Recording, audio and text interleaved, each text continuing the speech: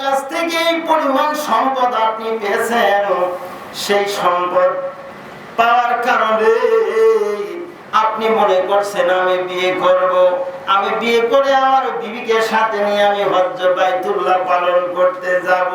না না না, এই রকম অনুমোদন আপনার শরীয়ত দেয় না। আপনি সাথে সাথে করবেন কি, আপনি বিয়ের আগেই যুবক মানুষ আপনি হজ করে আসেন, তারপরে আপনি বিবাহ করেন। আছে গো। আর আপনি হজ্জে বাইতুল্লাহ পালন করবেন না, মনে করছেন আপনি লাভ করছেন না। আগে যদি হজ পালন করতেন 5 লক্ষ টাকা হলেই তো হয়ে যেত। এখন বর্তমানে হজ্জে বাইতুল্লাহ পালন করতে আপনার 5 লাখ আর হবে না, 7 লক্ষ টাকা লাগবে। 2 লাখ বেড়ে গেল, তাহলে আপনার লসই হইল। আগে যদি করতেন 5 লাখ টাকায় আপনি করতে পারতেন, করেন না। আর যদি হজ্জে বাইতুল্লাহ আপনি পালন করেন, আপনার দাম কত জানেন? আপনি মক্কাতুল মদিনায় আপনি চলে গেলেন, ওই পুলিশরা পর্যন্ত আপনার সালামু আলাইকুম জিফুর রহমান আপনার কাছে দোয়া চায়। ও হাজী সাহেবরা, আপনারা আমার মা বাবার জন্য দোয়া করবেন, আমাদের জন্য দোয়া করবেন, আপনারা হলেন আমার মেহমান। এরকম করে দোয়া চায়। আপনি কোথাকার শরীমন্দির বেটা, আপনাকে যদি এমপি সাহেব যদি একটা মেয়ের বিয়ের কার্ড দেয়, আপনি গর্ব করে আপনি মানুষকে দেখায় বেড়ান, বন্ধু বান্ধবরা দেখায় বেড়ান, এই দেখো আমার মন্ত্রী সাহেব আমার এই কার্ড দিছে। আপনারা আল্লাহ দেওয়ার পানি লন না, কিন্তু জানে আল্লাহ রাব্বুল আলামিন এই সুযোগ করে দেন, যদি আপনি হজ্জে বাইতুল্লাহ পালন করতে যান, মহান আল্লাহ রাব্বুল আলামিন আপনাকে এমন একটা মেহমান বানায় দেবে। পুলিশরা আপনাকে তোমার যাবে, পুলিশরা আপনাকে কিছুই বলবে না, কিন্তু মাথায় রাখবেন, যদি আপনি বাইতুল্লাহ পালন ব্যতীত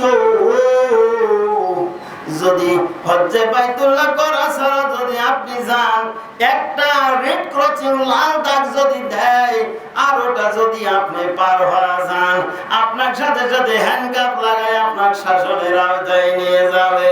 ওখানকার পুলিশরা কিন্তু কোনো ঘুষ আপনার নেবে না। আর জানেন কি, ও বাজান রে, যারা বাইতুল্লাহ পালন করে, হজ্জে বাইতুল্লাহ যারা পালন করতে যায়, আল্লাহর নবী বলেন, যদি হজ্জে বাইতুল্লাহ পালন করে হজটা কবুল হয়ে গেল, আল্লাহর নবী বলেন ওই লোকটাকে রব্বুল আলামিন এত পবিত্র বানায় দেন। একটা শিশুকে প্রথমে মা জন্ম দিলে যেই রকম পবিত্র হয়, গুনাহে মাসুম হয়, সেই রকম ওই বেটার কোনো গুনাহ থাকবে না, বলে সুবহানাল্লাহ।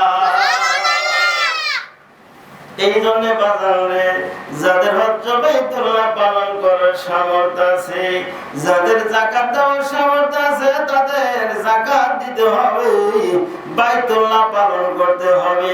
যাকাত আপনি 1 মাস পরে দিলেও আদায় হয়ে যায়, কিন্তু হজ্জে বাইতুল্লাহ 1 বছর পর পর যে সময় আসে, এটা আপনি সময় মতো যদি না করেন, করার আপনি সুযোগ পাবেন না। এই জন্যে আপনার ঠিকঠাক মতো যদি আপনি হজ্জে বাইতুল্লাহ যদি পালন করেন, আল্লাহ রাব্বুল আলামিন আপনার সম্মানিত মানুষ বানায়া দেবেন।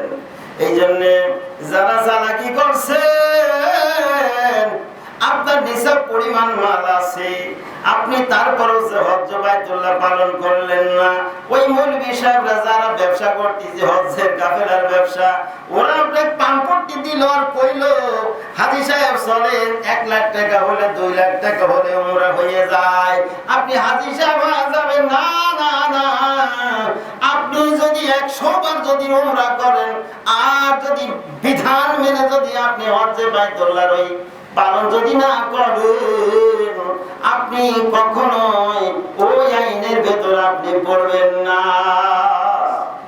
এই জন্য আপনাকে সাবধান থাকতে হবে। আপনার চালাকি কিন্তু আল্লাহর বুঝতে বাকি থাকবে না। আপনার যাকাত হবে 10,000 টাকা, আপনি যাকাত দিয়ে দিলেন 5,000 টাকার কয়টা ছিঁড়া ছুটি লুঙ্গি আর গামছা কিনে, লুঙ্গি এমন লুঙ্গি দিলেন এক ধোয়া দেওয়ার পরে সদর মকরসাল সব দেখা যায়। এমন লুঙ্গি যদি আপনি দেন, এমন শাড়ি কিনে যদি আপনি দেন, ফাঁকিবাজি আল্লাহ খুব ভালো বোঝে। আপনার পর্যাপ্ত পরিমাণে ক্ষেত খামার হয়েছে, ওসর হলো, আপনি ওসর দিলেন না, ওসর আদায় করলেন না, আপনার কিন্তু খবর আছে। এই জন্য আপনার কি করা লাগবে, পরিমিত ওসরও আপনার ঠিকঠাক আদায় করা লাগবে। গরিব মানুষ যারা, তাদের বড় সুযোগ আল্লাহ রাব্বুল আলামিন করে দিয়েছে। এই গরিব মানুষগুলা বড়লোক মানুষের 500 বছর আগে আল্লাহর জান্নাতে প্রবেশ করে যাবে। সুবহানাল্লাহ। কারণ তাদের এমনি কোনো ধরন, তারা যদি ঠিকঠাক যদি নামাজ কালাম গুলা পড়েন আর হারাম হালাল যদি বেঁচে চলেন, রব্বুল আলামিন তাদের গল্পতেই মাফ করিয়া দেবেন। সম্মানিত দর্শক বৃন্দ, অধ্যক্ষর দিবসে যেই কথাগুলো বললাম, আল্লাহ রাব্বুল আলামিন সকলকে যেন মানা এবং বোঝার তৌফিক দান করেন। আমিন।